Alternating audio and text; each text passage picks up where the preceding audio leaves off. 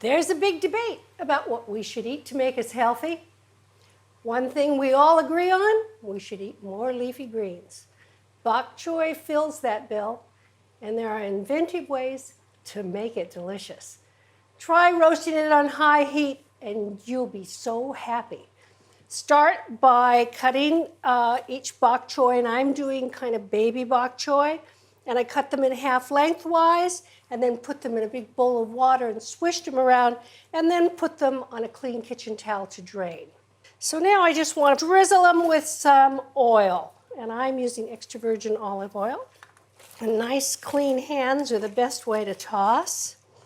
On to a rimmed baking sheet in a single layer.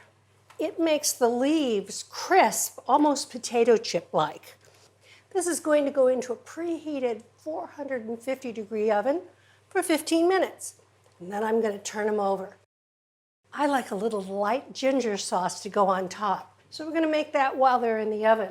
So we want to start with 1/3 of a cup of soy sauce, and then about 3½ tablespoons of rice vinegar,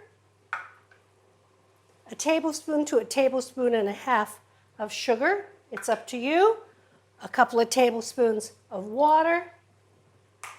I'm just going to stir that to dissolve the sugar. I want a couple of tablespoons of minced ginger. I usually don't peel it because it really doesn't matter. It's so thin and it doesn't take away from anything unless you want it for appearance purposes. In goes the ginger. This is really kind of a universal sauce.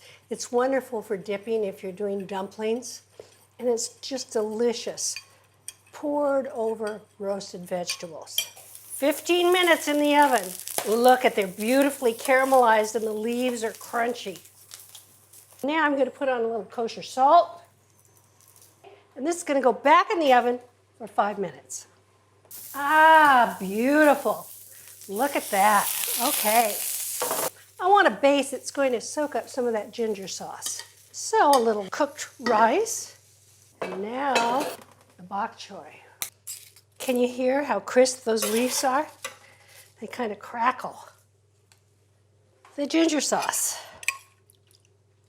Bok choy at its best, sweet and delicious with different textures from base to leaf. If you want to add some protein to this dish, simply garnish with some cooked shrimp or chicken.